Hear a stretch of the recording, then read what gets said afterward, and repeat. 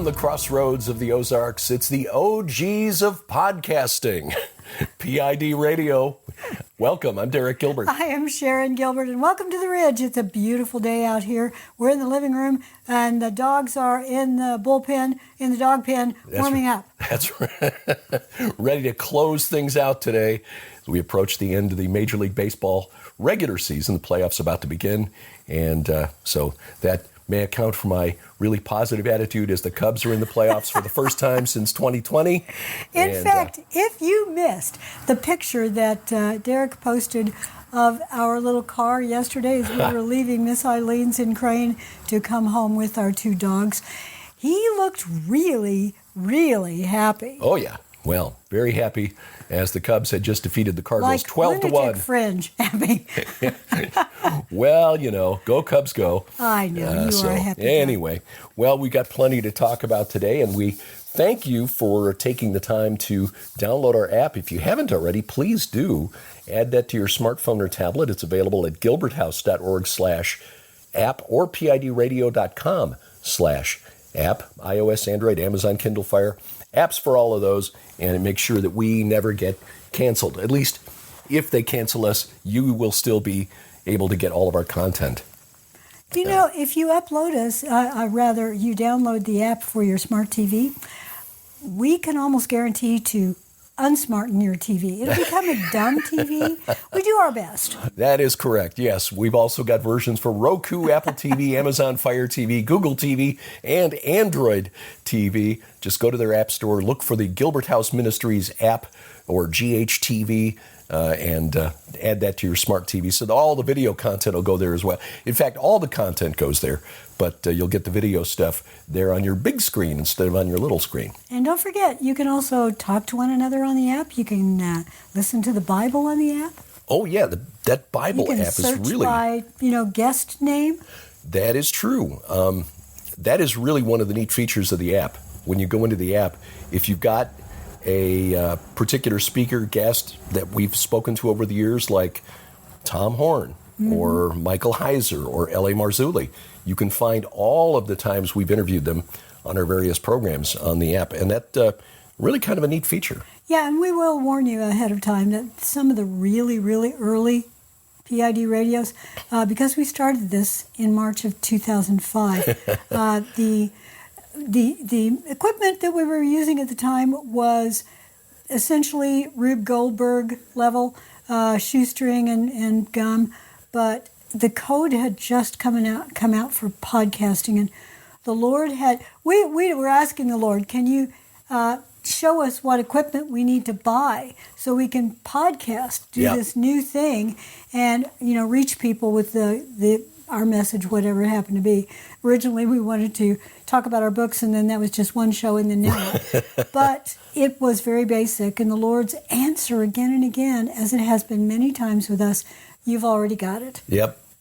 So we figured out how to do it with what we had, and the quality is not the best, but today, a 5-year-old could get a podcast going. Yeah, and there probably are some out there who've done that, or there's some who just are grown-ups but broadcasting at a 5-year-old level. TikTok and other apps similar to that have contributed to the endowing of our society. I'm glad you brought up TikTok, so let's just start there. All right. The United States has purchased the U.S. version of TikTok. Right. And it's... Larry Ellison, is that his last name? No, Ellison. Larry Ellison is the minister up there at Lake of the Ozarks. Yeah. Not him. Larry Ellison is a friend of ours. And Oracle. Murdoch, I think. Rupert Murdoch, I think, put it in. I don't know that he's involved with it, but let me do a quick search on that. But Ellison is pro-Israel. Okay, that's interesting. Yeah, that's what I remember reading this morning. If I'm incorrect, then I will find out in a second.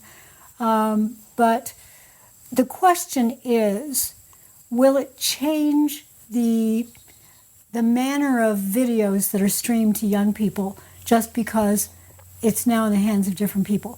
I don't know unless they totally redo the code. Yeah. The algorithm... The reason for the United States forcing ByteDance, which is the Chinese company behind TikTok, to split off the American version, is that it is essentially a surveillance device. It is spying on us, as many apps do. We talked before on this program about Temu. If you shop with Temu, you really should stop. That's why now. things are so cheap. They're just getting all your data. Right. They lose money on what they're selling you. What they are making money on is all the data that they're, because it's not just what you're sharing in order to make the purchases. It's been found that those apps, if you've got Temu on your phone, it is siphoning other data and information, personal data, and sending it back to China. Yeah. Don't do that. But Get rid of Temu. Every social media platform does that. Right. If you're using it on the internet and it's free, it's because you are the product. Exactly. You're the product and the consumer at the same time. It's a perpetual motion money-making machine. Yes. So Oracle is part of the group that is buying TikTok. Let's see, the Murdochs will also be involved in it, as will Michael Dell of Dell Computers. Dell, yeah. So it's a group of American tech companies and investors. They'll take over the algorithm. Yeah. And but the question is, how are they going to change the algorithm? And let me say why I think it's important to change the algorithm. It's because the U.S. version of TikTok is radically different than the Chinese version. The Chinese version trains you to be a patriot. Yeah. This one essentially trains you to be stupid. Yeah. We have a TikTok account that we rarely use. We used it last year. Yeah. And I posted some of the promos that we used to try to promote our Israel tour, because the videos were all short. They were in the 3 to 5 minute range. And almost, I would say 90% of the responses that we got to them were people posting the so-called Palestinian flag. Yeah. And, free Palestine, and then a lot of insults about being pro-Israel. So that gives you an idea who's using TikTok or who's seeing those videos. Well, your kids are being exposed to a lot of things, and some of those may be, what is the term I want to use? And I'll think of it in a second. Propagandized? Well, propagandized, yes, but also grooming. They're being groomed into a number of directions. One of them may be trying to get your child to commit acts on a camera that are detrimental to the child's mental health and future. Right. We'll just say that. You guys have to be so careful on certain platforms. But the way it's served up is that TikTok will just show you things. Yeah. You don't necessarily get a chance to bypass it. It's like having things forced upon. It reminds me of A Clockwork Orange. Oh, yeah. Where he's got his eyeballs forced open and he has to watch all of these horrific scenes. I think in many ways TikTok is that. You open up your app and you're forced off the bat to watch things that are going to pull you in, and as China wanted, maybe make us a little more stupid, a little more susceptible to programming and grooming. But also there are trends on there and challenges on there that are highly dangerous. The Tylenol challenge. The Tylenol challenge. Yeah, this is something that came out just within the last couple of weeks, because President Trump had announced that Secretary of Health and Human Services, Robert F. Kennedy Jr., was issuing new guidelines to physicians to tell pregnant women to avoid taking Tylenol unless it was absolutely necessary, because of research connecting Tylenol use by women, pregnant women, to autism in their children. And I've read that research, Yeah. and it's legit. Yeah, and in fact, there's a story that just came out this morning that the maker of Tylenol admitted that in 2018 they had had seen enough research that's saying, yeah, it does seem to show a pretty strong correlation. And they should have put a warning. They should have. And issued warnings to doctors. Right. But because liberals are so opposed, anti-Trump, there were literally women, pregnant women, evidently pregnant women. Well, obviously, allegedly pregnant. Well, yeah, they appeared to be. Yeah, I mean, in one case, it was a woman who was showing her pregnant belly, and unless she was wearing Hollywood quality prosthetic, I mean, she was showing her bare abdomen.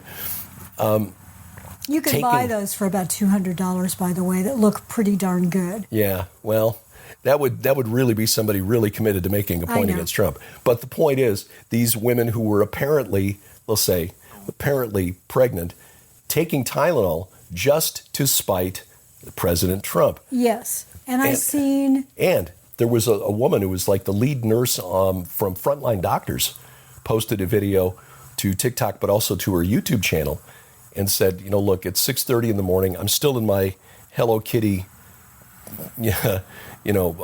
scrubs. Mm-hmm. I'm in my gym. I was just getting up to do my morning workout, and I got a phone call from a gentleman who'd gotten her phone number from somebody, calling, and was frantic because his wife had gone into a coma.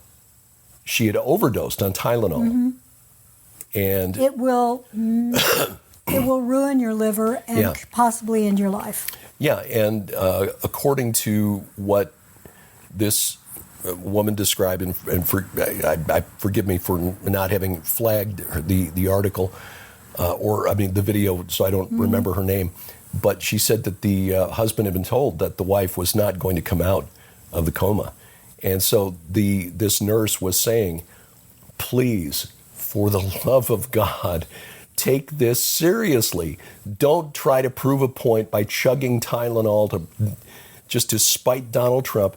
Trump is not, you get guys like Representative James Clyburn of South Carolina, who's the guy who really got Joe Biden the nomination, saying that Trump told people to put bleach in their veins to fight COVID. No, he didn't. Liberals keep bringing up these things that, I shouldn't say liberals generally. There are some who want to demonize Trump by making claims about things that he never said. Like, the very fine people on both sides lie that has been disproven. Trump never told people to take bleach or put bleach in their veins. It's crazy, but they hate Trump so much that they're willing to do self-harm or harm their unborn children instead of doing research and saying, look, there is a Harvard study that shows a correlation. There's more than one study. And more than one study. It has been. And here's the other thing that a lot of people aren't aware of. When a new pharmaceutical compound is being tested, it supposed to go through rigorous testing, doesn't always go through the level that maybe I would think appropriate, but goes through testing. And it's generally young, college-age men who are in the test. They rarely test these on women, and they never, to my knowledge, unless there's one out there that's new, test them on pregnant women because they know the risk involved. Yes, exactly. And so you don't get an idea of what will it cross the placental barrier. Right. As with the mRNA serum, we were told that it's safe and effective, safe for pregnant women. Like, they didn't know that. We didn't know anything. But please don't take, And also, look on substances you take. NyQuil's an example. Some people love to take it because it helps them to get to sleep. Look on the label. You'll see that acetaminophen is one of the ingredients. Yeah, that's Tylenol. If you take more than the dosage recommended, you run the risk of harming your liver. Yeah. There was a report about 10 years ago of a young woman who was having trouble getting to sleep, so she took more than the recommended dosage of that particular drink, and she noticed she was starting to turn yellow. Yep. She was jaundiced because her liver was in danger, and she ended up needing a liver transplant. You don't want to go down that road. No. It's possible her liver was sort of in the red zone to begin with, but I don't remember that being in the article. Yeah. I just know that read the labels and read the directions for dosage and follow them. Exactly. And again, getting back to TikTok, the TikTok challenges are often really dangerous. There's that one, there's supposed to be, what is it? Riding on the back. Well, there were stories that came out this past week where two teens were, one was seriously injured, another one died in Northampton County, which is about 80 miles north of Philadelphia. One was surfing on the back of on the trunk of a vehicle. This was at a parking lot, and the young lady driving the vehicle took a corner at speed, and her friend, who was surfing on the trunk, hanging onto the trunk of the car, flew off, hit a vehicle, and she suffered what's described as catastrophic head injury. Oh my gosh. So she's likely going to survive, but she's going to have permanent brain damage.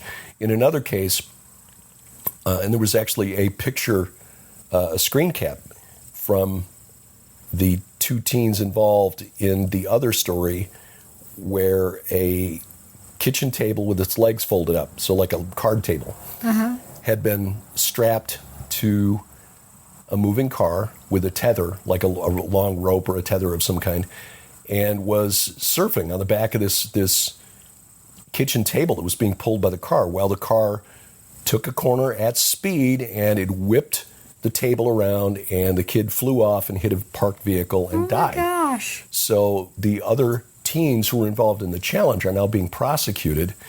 But the point is, your children are very likely, or grandchildren, very likely watching these videos on TikTok and seeing that these kind of stunts get a lot of clout. There's a dopamine rush when you get all of these likes and follows and so forth. So they're encouraged to do these things. Now, will the new algorithm under the new American company change what's being served up? Will they serve up more pro-American things like the Chinese version of TikTok? I don't know. Which does not feature stupid stunts that lead to harm? I don't know. I can't picture Murdoch doing that. Well, Murdoch's not fond of Trump anyway. He's not, but we don't know. He is fond of making money, though. I mean, very. So, want to do a left turn a bit. You and I the other day were talking about social media and the impact on young people and the likes and the dopamine rush. And it really occurred to me that it was more than just a chemical reaction in your brain. I think that there are a lot of people of all ages, but especially young people, they're very vulnerable to needing affirmation and love. Yeah. And look, if you are listening to this and you're a young person or you're a young at heart person, likes do not equal true love. This is a virtual, what feels like someone giving you a hug. Look, if someone tells you say you ask me a question, or you post a picture, or a prayer request, I am going to tell you the truth. But it's not the same as my being in the room with you and giving you a real hug. It's close. But worse than that, if all you're doing, young person, is trying to put up content that will get lots and lots of likes or comments, that is not the same as real-world analog space, getting a hug and affirmation from your peers, your teachers, and most of all, from your parents. Right. And to parents... and grandparents. And grandparents, there are a couple of things a couple of pieces of advice I would recommend. And I say this thanking the Lord that our daughter she was born too early for all of this stuff. By the time all of this stuff came out, she was already close to adulthood. She's 35 now, so she is now, well past the age where these things hold any appeal to her. But I think I've told this story before on this program, how at a men's retreat early in our marriage, a very wise pastor said that the family is the smallest battle formation in this spiritual war, which is why Satan and his minions work so hard to tear it apart. And things like TikTok or let's just say websites that you shouldn't be visiting, which make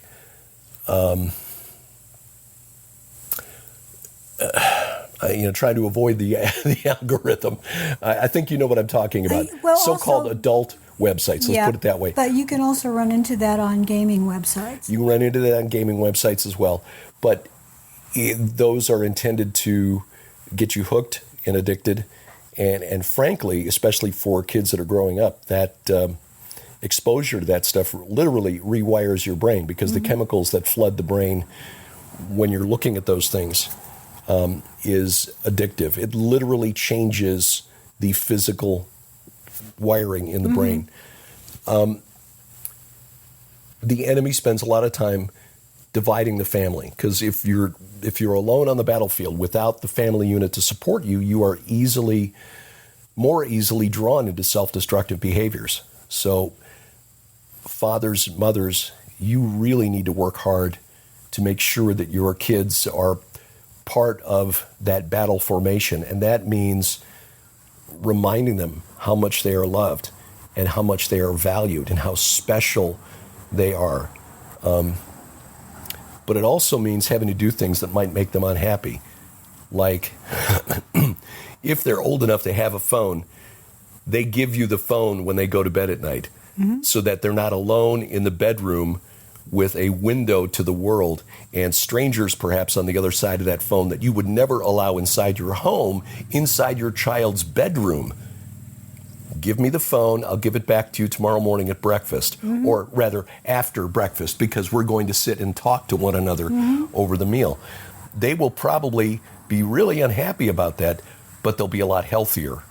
And you are doing your job then as the sheepdog fathers of your family by protecting your children from those outsiders. I mean, I think about that. Some creepy stranger had come to your home at 9 o'clock at night and said, "Hi, I'm here to see Sharon." Your dad would have got the shotgun. Absolutely. My dad didn't have a shotgun, but he'd have found something else. It's like, no, you are not coming in this home. And yet we're on a second generation now of kids who are allowed to go to bed at night with a window to the world. My mother would have hit him over the head with a frying pan. Yeah. I'm sure my mom would have done the same thing. Pans. Or, hey, there's some fried chicken on the stove. How do you like a face full of hot grease? Yeah. So these are things that you have to do to protect your child from what's going on out there. But you need to start it when they're young, because if you say your child is 16, it's going to be very difficult to It'll be too late. That now. Yeah, train your child up in the way they should go when they're young. Yes. Wire their brains according to the wonderful Word of God. Yeah. That pastor, by the way, said, especially fathers, if you've got daughters at home, make sure you are telling them how pretty they are and how special they are, so that the first scumbag who comes along and says those things to her doesn't wind up sweeping her off her feet. If she already knows how special she is, and Joe Creepo comes along, and if there is an actual Joe Creepo out there, please know I'm not targeting you. I'm just picturing Krusty the Clown. Yeah,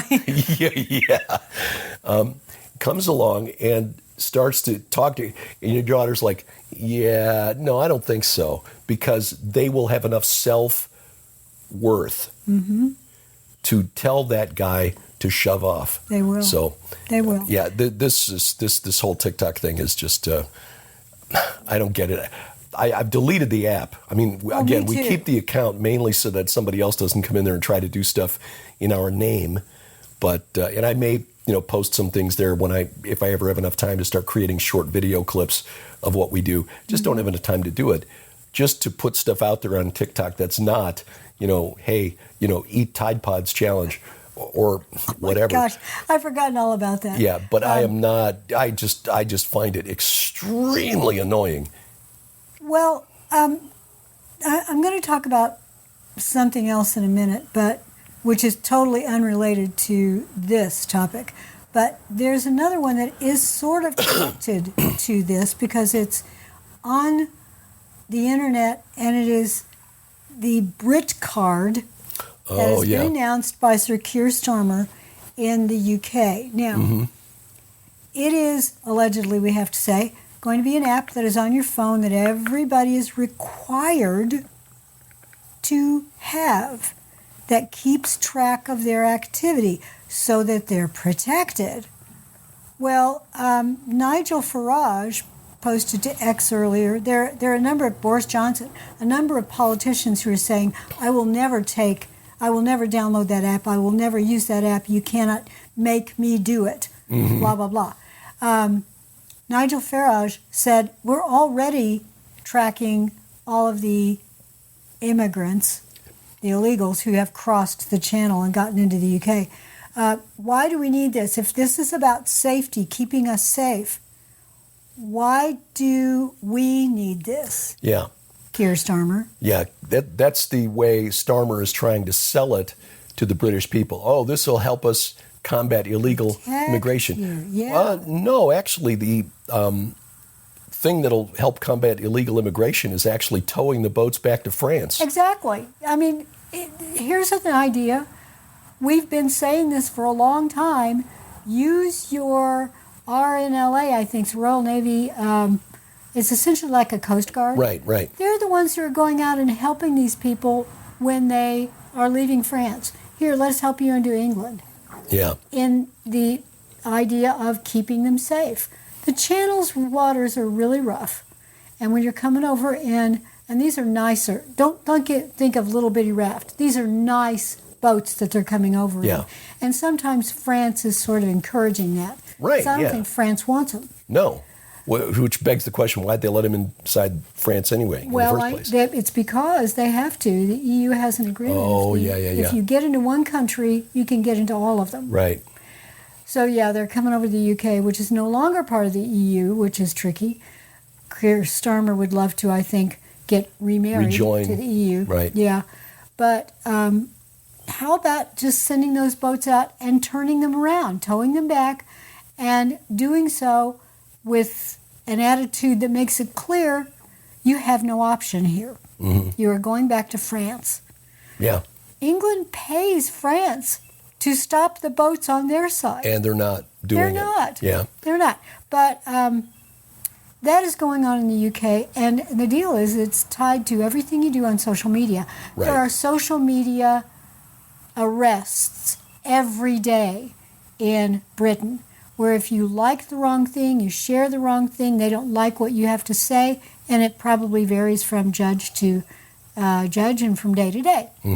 You'll have someone actually busting down your door, assuming they can actually get it to work. I watched one one video of 3 police officers who look like DEI hires, who were trying to figure out how you manage to use the battering ram to get in. 3 women. Yeah. One of them just picking it up and kind of over the shoulder going, like they were knocking with it. Look, they're getting in, they are arresting people just for social media posts. So with this ID, if you do the wrong thing, you won't be able to access your bank account. Yeah. You might not be able to shop. Travel. You might not be able to sell. Sell or buy. Yeah.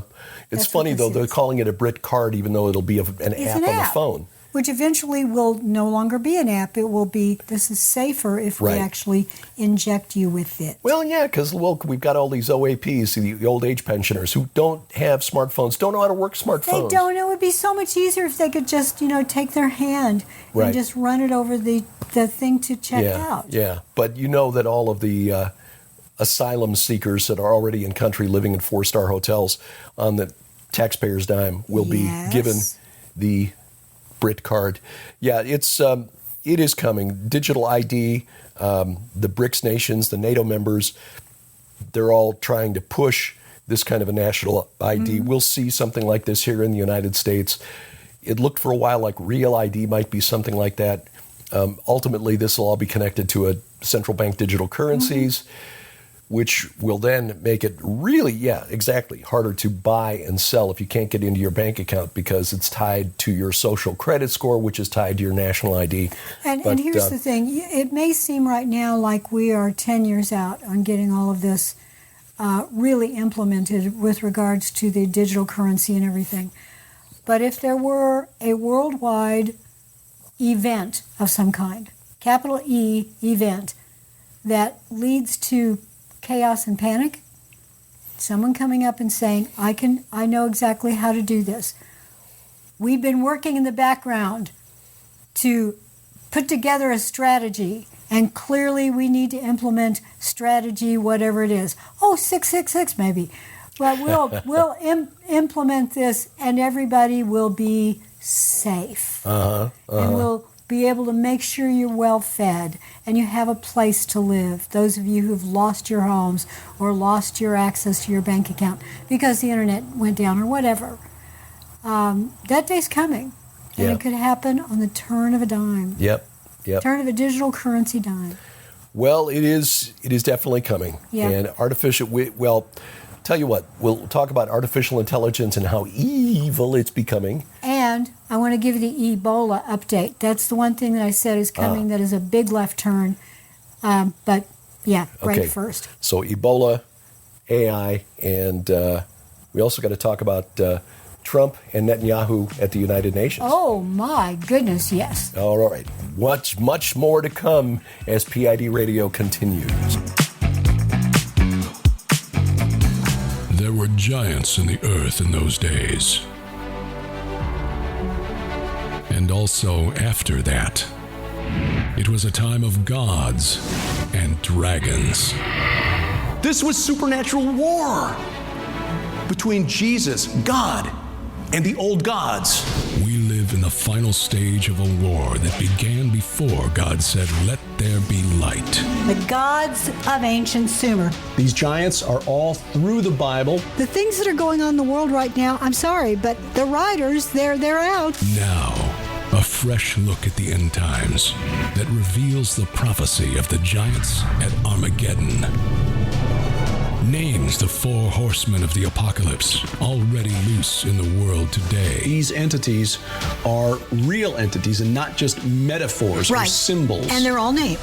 Unmasks the ancient dragons who will walk the earth during the Great Tribulation. A primordial entity such as Kronos or Chaos, Leviathan, Tiamat. His breath kindles coals and a flame comes forth from his mouth. What is he describing here, if not a dragon? And unveils hidden prophecies of their ultimate destruction.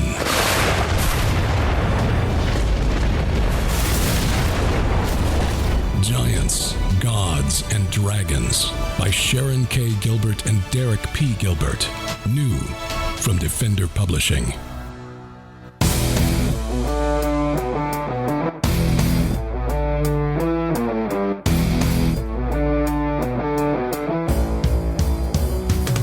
Welcome back to PID Radio. I'm Derek Gilbert. I am Sharon Gilbert, and we want to thank those of you who are going to Israel with us in October. Yes. Thank you so much for signing up. This is going to be such a good time. And we've had a number of people sign up in the last few weeks. So there is still time, but boy, that window is closing. I would say you've maybe got another week at the most. Yeah. You can go to gilberthouse.org/travel, gilberthouse.org/travel, and all the details are there. Shows you where to go to sign up and what you need to do. Yeah, even got our detailed itinerary there, so you can see what we'll see. And if not, well, consider next October, because we've already got dates for next year's tour. I know, I'm looking so forward to that. So thank you to everybody. Also, we want to thank everybody who supports us through prayer, and many of you have been helping us out financially. We're all struggling, but Derek and I have always found that the Lord gives us exactly what we need when we need it. Yep. And he does that through many of you. So thank you, thank you, thank you. Yeah, I need to get caught up on some thank yous for some folks who've donated recently, and I will be doing that later today. But just know that we appreciate your support. It is not taken for granted. Never. But we know that the Lord is working through you. And again, it is throughout our marriage. Mm-hmm. Something happens, and either we get just what we need to cover that incident, or we get extra, and then someone else we know has a need, and so we get to pass it on. You know, and the other day, I went to our P.O. box in Crane. It's P.O. Box 78, by the way, Crane, Missouri, 65633, I think.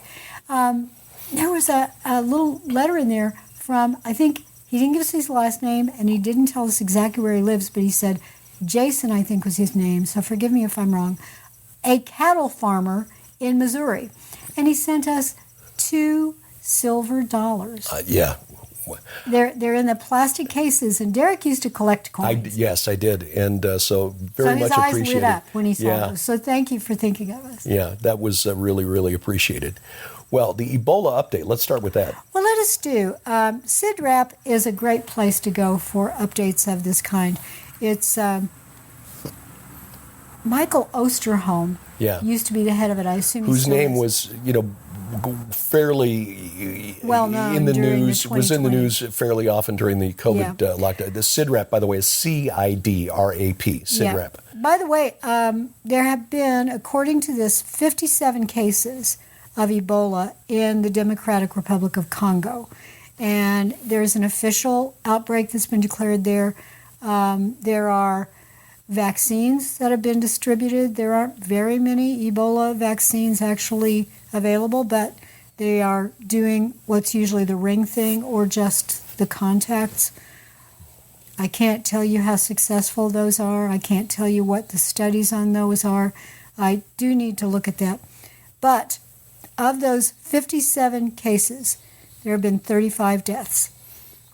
And so the current death rate is just over 60%. And of those, about 23% of those infections are children. Yeah. I mean, compare that to COVID, which was like, 0.1%? Yeah. Something like that. The outbreak this time is very similar to other outbreaks. Beginnings, it was a woman who was pregnant that came into a local hospital, and these hospitals are sometimes a little rudimentary, depending upon where they are. The larger cities, they're nicer, of course, but this woman came in, and when you give birth, there is blood involved. That's just how it works. And she turned out to have been infected, and therefore we had healthcare workers infected, and then it went through her contacts and then down the line. So it's very, very, very communicable through any bodily fluid. So this is a big deal. Please pray for the people in Congo that this will end very, very soon. Yeah. Well, the World Health Organization is certainly looking at that and looking forward to calling it a PHIC, a public health emergency of international concern, so they can start claiming, okay, now we have the right to take over social media, to manage any potential infodemic. They literally use that word. Yes, they do. And that's the kind of thing that Keir Starmer is arresting people for. Right. You're spreading misinformation. Yep. Well, this is sadly, over the last 5 years, has happened in a number of nations that we thought were free. As we've learned, places like New Zealand, Australia, Canada, the UK, not quite as much. And even here in the United States, for example, a video of the National Guard in Tim Walz's Minnesota going through the streets telling people to stay in their homes. So it's, you always thought that the left, the political left here in the United States, was more in favor of freedom and getting government out of your business. And that is just flipped on its head during our lifetimes. Well, it all depended in 2020 what your motivation was and what your plans were for the day. If your plans for the day were to go to a restaurant to get your hair done or to go shopping and you were just an average citizen, no, you couldn't do that. But if you wanted to go and protest, fiery but peaceful, that was fine. That was important, because during the summer of love, Oh, God. Apparently the virus didn't spread at events like that. Well, anyway, this week, of course, the United Nations General Assembly gathered, and Trump's speech is worth watching. yeah, as you know, I'm sure by now, the leaders of the UK, Keir Starmer, announced official recognition of a Palestine, and you can hear the air quotes. Assume that we put air quotes around Palestine every time we use that name. Mm-hmm. Recognized Palestine, but he did it after President Trump ended his visit to the UK. Mm-hmm. So Trump left the UK, then he announced it. But it was a coordinated announcement. The UK, Australia, and Canada all announcing simultaneously. France the following day. Portugal also announced. Spain has previously announced it. Ireland. There are more than 150 nations that have announced that they recognize an independent Palestine. The United States. How many nations are in the world? A couple hundred. About 205, I think. I'd have to look that up. It changes. Some of them are really teeny, like Micronesia. Here's an interesting thing. Derek and I, we always take adapters with us when we go to Israel. Yep. And we've got a couple that we've been taking, but we bought them originally in 2018, so I decided to buy a couple more just in case, because you never know with electronics. Yeah, the plugs in the walls are different from what we have here in the U.S. And it's a type H that you use in Israel. Well, now this new box says Israel/Palestine. Right. Yep. Now, I have to look at the old box to see if it said Palestine. I think it did. Did it? But here's the thing. That's a theoretical place. It is. It's almost like Never Neverland. It exists only in the imagination of those who are calling it Palestine. There is a place called Palestine. And just a brief history lesson. I don't want to rabbit trail too far, but we have always thought of the Palestinians as a separate people, or at least that's how they're presented. Let me put it that way. But the Palestinian label wasn't even applied to the people who live in what is now Israel until the 1960s. And it was really created by the KGB, the Russians, to brand the people, the Arabs living inside the borders of Israel, with a separate identity to make them seem like they had their own ethnicity. It's sort of, it's a mental game. And It gives you a different hook in the little coat room in your mind on which to hang the Palestinian identity. I think it's the same reason that Rome called it Palestina. Well, yeah, after the revolt of Simon Bar Kokhba in the 130s A.D., after the Romans crushed the rebellion in 138, Emperor Hadrian said, "That's it. I'm sick of these Jews," because they'd rebelled not just in 67 to 70, which is when the temple was destroyed. There was another rebellion in the around 115 A.D., and it was not centered in Palestine, or in Judea, rather. It was in North Africa, in Mesopotamia, and in Asia Minor. Jewish communities rebelled against the empire and killed a lot of people, like 600,000. So it was pretty widespread and pretty bloody. That's a lot. Yeah. So the Roman Empire got really disgusted with the Jews and said, "That's it. We're going to eliminate them." And the Jews were scattered all over from Europe to Mesopotamia. Fulfilling prophecy. Fulfilling prophecy, and that's where you get the diaspora. There were really no Jewish communities of any size left in Judea after the Bar Kokhba revolt, and that's when they said, "Okay, we're going to rename it Syria Palestina," which is reference to the Philistines. So that's where the name came from. It's not an ethnicity. It is not an ethnicity. What I find interesting is learning recently that Arabs of the Gulf region, Kuwait, Bahrain, Saudi Arabia, the United Arab Emirates, they don't consider the Palestinians Arabs. They consider them sort of almost like Samaritans. They're like a mixture. You're Circassians, you're Gypsies, you're this, that, the other. You're not these other. You're not Arabs in any meaningful sense, and we don't want anything to do with you. And you're a problem everywhere you go, which is why, by the way, Egypt doesn't want them. I mean, I don't know if you've seen the news reports, but when Israel took over the Rafah crossing and was then in charge then of letting people in and out of Egypt, to the Gaza Strip. The Egyptians built a huge wall, 20 feet high, but they also buried it 20 feet into the ground so that they couldn't dig tunnels from the Egyptian side of the border to Gaza, so they couldn't get out. The Egyptians don't want the Gazans in Egypt because they are a problem. Hamas is an outgrowth of the Muslim Brotherhood, which is dedicated to restoring the caliphate, and the caliphate was centered in Turkey. Yes, exactly. And the Arabs and the Turks don't get along. So the Saudis, the Egyptians, they don't want the Muslim Brotherhood in power. And this is one of the things that Benjamin Netanyahu mentioned during. And by the way, if you're hearing, hear the weekend traffic. Yeah, we've got all the windows open in the living room here, so you probably heard a tractor go by in the first segment of the program. But a lot of motorcyclists like to go down the road out in front of our house.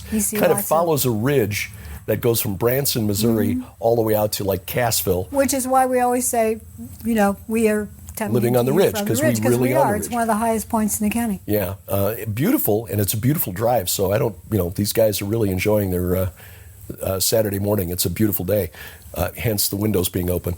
Anyway, Benjamin Netanyahu mentioned during his speech in front of the UN that while the Arab world has condemned Israel and what it's doing in Gaza, especially with the Gaza City operation right now, where the IDF is going into Gaza City and it's essentially destroying buildings that are that house Hamas infrastructure. And they're also trying to find hostages. And they're trying to find the hostages.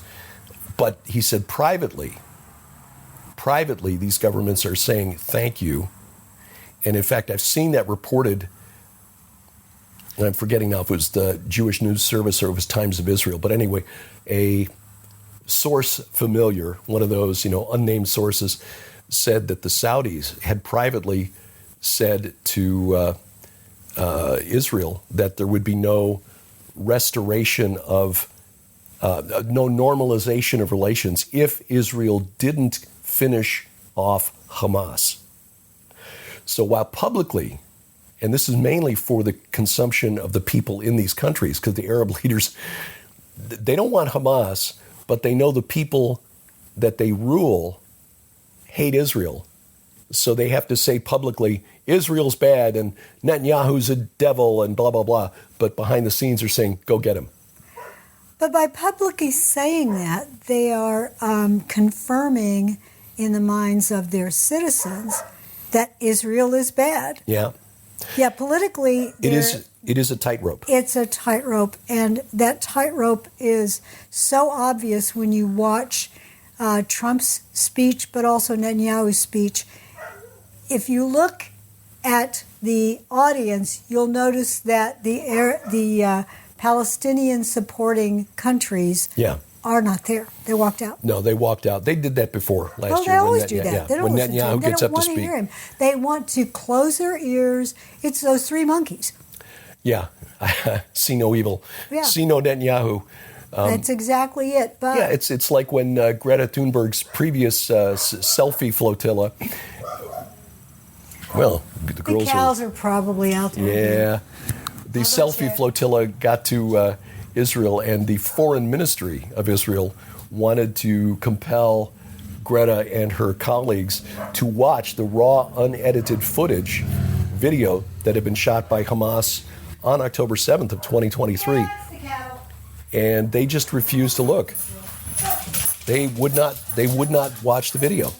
They closed their eyes. We're not going to watch. We're just going to pretend that this didn't happen. You can't tell us it happened. No. Okay, we paused for a moment there as the girls were not happy. They were not happy. Yeah, the cattle are getting up towards the fence line, and they wanted to make sure the cattle knew that they were not welcome. You're not allowed out there. Anyway, I think one of the best lines that Netanyahu said was talking about the pager operation against Hezbollah. He said, remember the pagers? We sent a message, and believe me, Hezbollah got it. So what is going on in Gaza right now is Israel trying to crush Hamas. And there are a lot of Christians who are saying more and more frequently and more openly that Israel is committing genocide. They're not. No, that is not their goal. That is not their goal. Their goal is to eliminate Hamas, because if Hamas emerges from this conflict with any semblance of an organization intact, even if it's just a few thousand of its fighters still surviving, they will come out of their holes like cockroaches emerging into the sunlight and say, "We win!" And they will think they won. And the people of Gaza and of Judea and Samaria, what the world calls the West Bank, the Palestinian territories, will say, yes, Hamas won because Israel didn't kill them all. And then Hamas will emerge as the dominant power in both Gaza and the Palestinian territories of Judea and Samaria, which is why they've not had elections since 2006, because Mahmoud Abbas knows if they did, Hamas would win. Israel knows it too. Israel's not going to let that happen. Nor should they. Prophetically speaking. And that's because we are looking at the spiritual activity behind the headlines. That's what Derek and that's why it's called PID radio. If you're new to this, it means peering into darkness. We want to, and I've got to go reward a couple of dogs. We want to look at what's behind the headlines. You can go ahead and take up on that, and I'll go get them a reward. Yeah, there are spirits at work behind the scenes here. In fact, that's the whole point of the book that I'm working on, War of the Watchers. In my book, Bad Moon Rising, which was published in 2018, it's now available, by the way, as an audiobook. The wonderful Treg Monty did the voice for that, did the narration for that, and he's great. It's really hearing your own words come back with a guy who's a real professional is just astonishing. Anyway, I had made the case in Bad Moon Rising that I thought Allah was a non-existent entity, that he was like the Wizard of Oz. He was a simulacrum put out there by the old gods of Mesopotamia who were caught off guard by the resurrection of Jesus, which is in 1 Corinthians 2. If the archons, the rulers of the age, had understood the mystery being revealed, they would not have crucified the Lord of glory. I now believe that Allah is, in fact, the entity known in Mesopotamia as Elil or Enlil. The etymology is very much the same. Il-Ilu, meaning God of gods. Il-Allah, meaning the God or just in Arabic. El, capital E-L. Yep. So it is El of the Canaanites, right? Molech to the Hebrews. Same entity, different names. It's Jack pulling it in the front yard. Our friend Jack has come to help pull weeds. One of the drawbacks to my mobility issue this year is that I have been completely unable to do any yard work. And so there have been some really, weed in the spring. Really tall weeds that have grown up along the fence line. And God bless him, Jack, who is 90 years old, who's been mowing our lawn since 2018. He's a lot stronger than I am. Yeah, he does the mowing, he says, to earn his greens fees. He still plays golf twice a week. He volunteered to come over and yank the weeds out from around the fence line. I just don't have the balance. I can lean on my cane, but I can't yank the weed with one hand and hang onto my cane with the other. So it is, anyway, Grace and Glory are now the welcoming committee. They love Mr. Jack. Anyway, I would argue that the entity known as Il-Allah, Allah, is actually Shemayaza, the leader of the rebellion in Genesis chapter 6, because he is what was considered a clear and present danger to humanity. We know from 2 Peter 2 and Jude 6 and 7 that he is locked up in chains in the abyss, in Tartarus, according to Peter.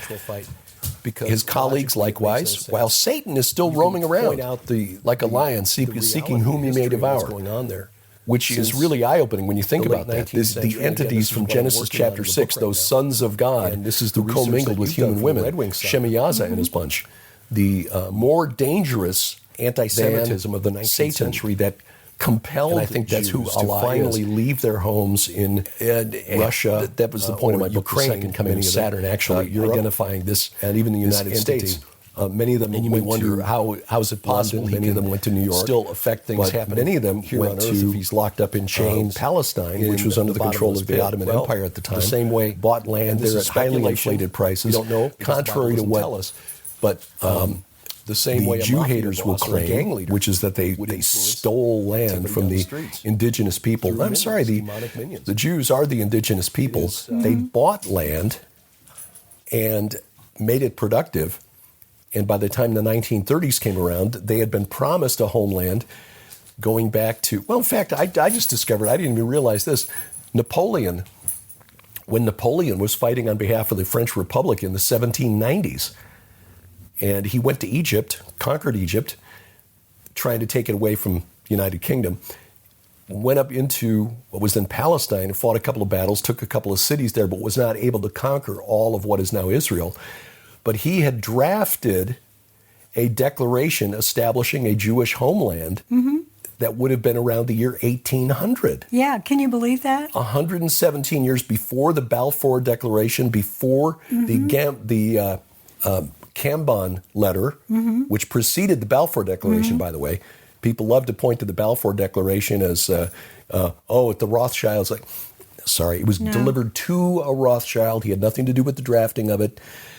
But the Cambon letter, the French foreign minister issued a letter to the Zionists saying that the French would support an independent Jewish homeland before the British did. And of course, the Brits hate being outdone by the French in anything. Yeah, early 19th century, there were Jews who started to buy land in what was called the Levant. Or Palestine, but most of that area was referred to as the Levant by archaeologists and by map makers as well. And of course, the Balfour Declaration is, as you say, what most people point to. But when Theodore Herzl was trying to establish a movement to go back to their indigenous homeland, their original homeland, to Israel, he ran into opposition. Nobody wanted to go because he would approach Jews of all stations in life. And regardless of whether they were well-to-do or very poor, they really didn't want to leave what they knew and understood as their life. I mean, imagine you grow up, and I'm from a small town in southern Indiana, and I know a lot of people who've never, ever been outside of that region. They've probably been to Kentucky, they might have been over to Ohio, they've been parts of southern Indiana, maybe even gone up to Indianapolis, but they've never been to other regions. They've not been to Canada, they've not been to Mexico, and those are bordering on us. And they're certainly not flown overseas. They don't have a concept of being away from their roots. That's exactly what Herzl was running into. But the actual roots of the Jewish people is Israel. And the roots that they had put down in Europe and Russia were being pulled up by the anti-Semitic policies and really ramped up in the 1870s. In Europe, there was a Lutheran theologian and pastor by the name of Steckel, Stoeckel, who was considered one of the best preachers in Germany at that time. In fact, he was so good that Kaiser Wilhelm I, who was the grandfather of Kaiser Wilhelm, who was the leader of Germany during World War I, made him the court chaplain. Steckel founded a political party that was based on what I think leftists today would call Christian nationalism. But it wasn't really Christian nationalism. It was, for Steckel, being a good Christian meant hating Jews. He was inspired by a book written by Martin Luther titled On the Lies of the Jews. Martin Luther was hated Jews. And so a good Lutheran, according to Steckel, was one who hated the Jews. And Steckel believed that a lot of the problems Germany was encountering in the 1870s were due to a falling away from the Lutheran faith. And again, being a good Lutheran meant hating Jews. To him. But understand that right. there are a lot of Lutherans who love Israel. Yes, I agree. Who love Jews. So but this was his flavor of interpretation of what Luther taught and what Christians should believe. And because he was such a persuasive speaker and a beloved pastor, he made anti-Semitism, which I know is not quite accurate because Arabs are also Semitic peoples, anti-Jewish sentiment. Being anti-Jewish was not just acceptable, it was respectable. And that laid the framework for what for German society to become really virulently anti-Jewish by the time of Hitler and the Nazis in the 1930s. But do you know, and even the lead up to the Night of Broken Glass, Kristallnacht, thank you, which I think was in 1936, but they, a lot of the Jews simply, okay, well, this is just a fad, it's a political party, they'll be out soon, we'll get another party in, and everything will be fine. And they stayed, and they stayed. There were some who realized what was happening, and they left. They moved to New York, or they moved to England, or they moved to someplace else. But the window of opportunity for fleeing Nazi Germany was closing, and they didn't realize it. No, they didn't. At the same time, beginning in the 1870s, you had in Russia a lot of anti-Jewish sentiment that was sparked by the assassination of Tsar Alexander the Second. Yes, and because one of the women involved in the plot had some Jewish ancestry, even though her involvement in the plot was way overblown, Jews generally were blamed, and so that led to the pogroms, which began in Kiev, or Kyiv if you're Ukrainian, spread through, at the time all that was part of Russia, but really the areas where the pogroms were most intense were in what is now Ukraine. And that spread across Russia to the point where you had an episode in the 1880s where 20,000 Jews were forcibly expelled from Moscow, and they began emigrating in large numbers to Palestine, to the point where the Arabs of Palestine began petitioning the Caliph in Istanbul to shut down Jewish emigration to Palestine. But it took the forcible removal of the roots. Like Jack out there yanking these weeds out of the ground. They almost had to be yanked out of their comfort zone, out of their roots had to be pulled up in order to compel them to move. And may I say that this also, no, Grace, honey, I'm not going to just sit here. Grace is right next to me, and she wants desperately for me to pet her constantly. Yes. And she likes to tap me on the hand with her claws. And she's got claws. And they're rounded off. It's just that they're very strong, and I have very, very thin, papery skin at my age. So I have to make sure she doesn't do it too much, otherwise she's going to draw blood. But the Lord said he would bring them back. Yeah. And this is what he has to do in some cases. Go on over there.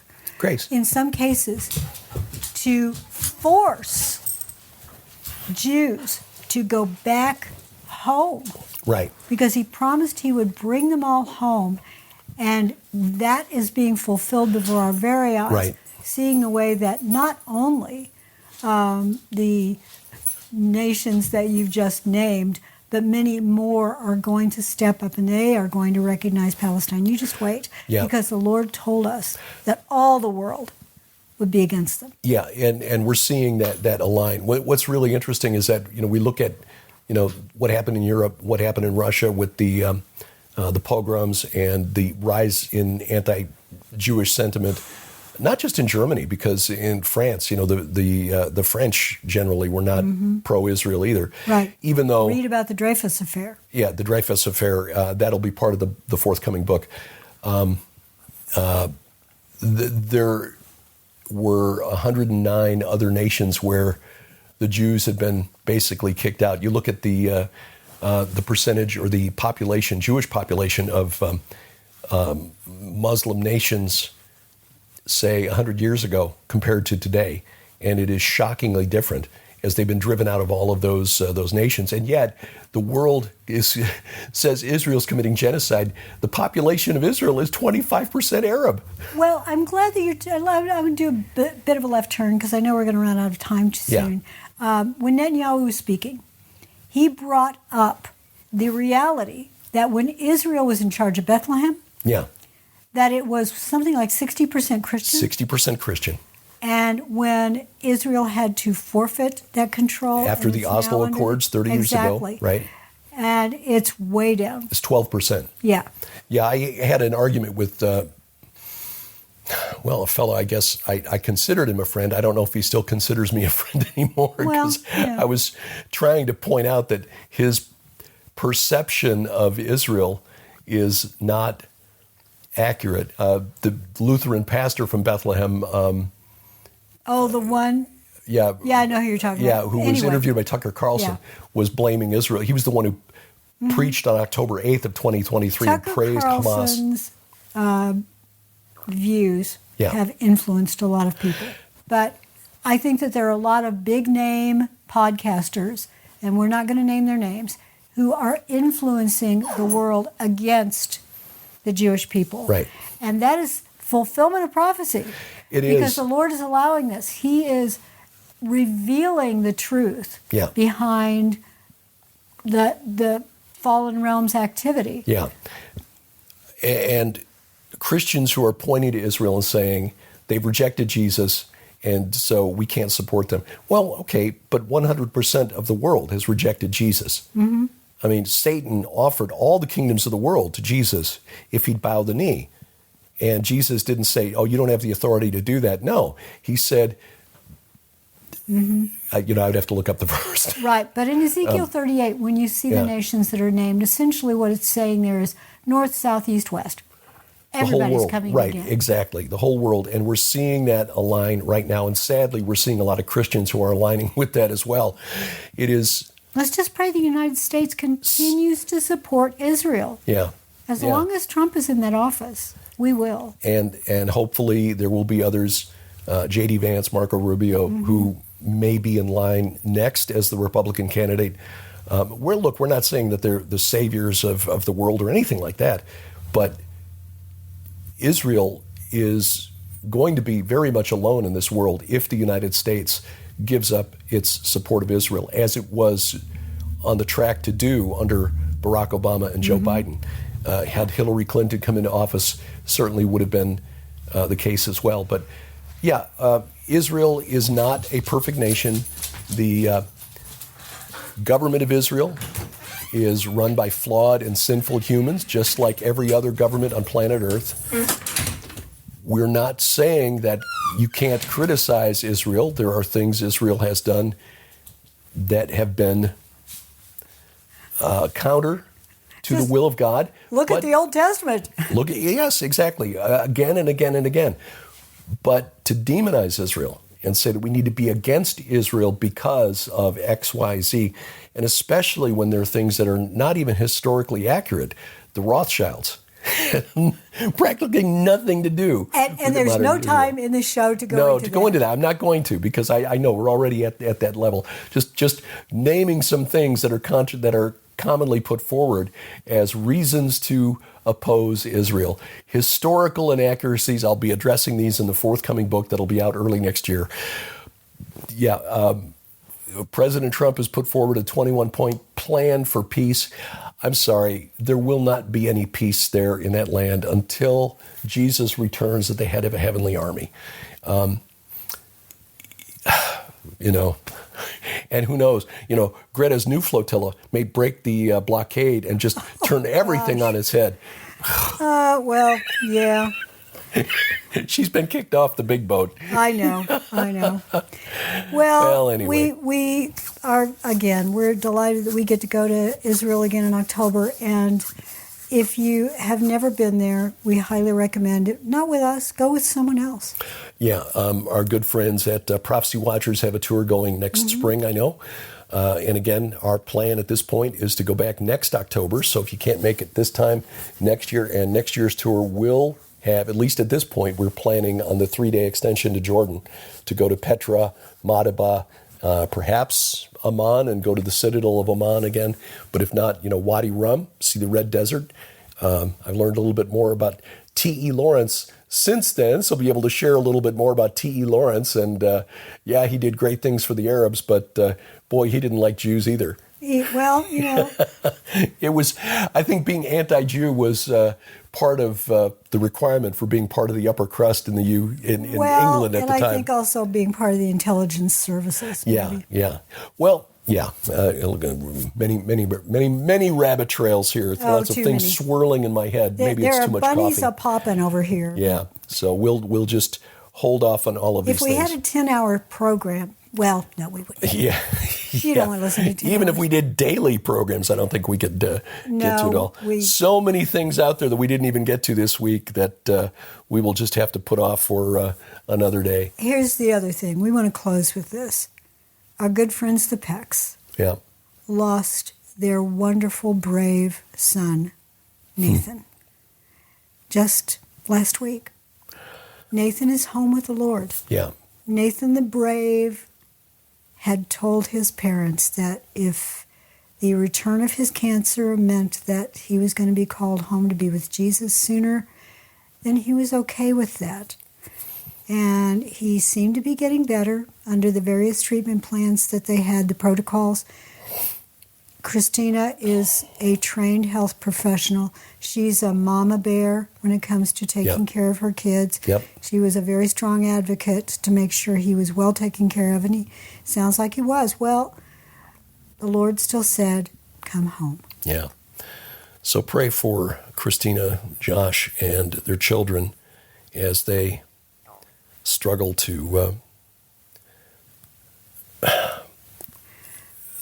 to just adjust to their loss, because they fought for a long time, and just when it seemed that things were looking up in terms of his recovery, he was suddenly called home. They were on their way to an appointment at the hospital. Mm-hmm. And when just they got there, they pulled into the parking garage, and he said, "I'm sorry," and then just slumped over. And that was it.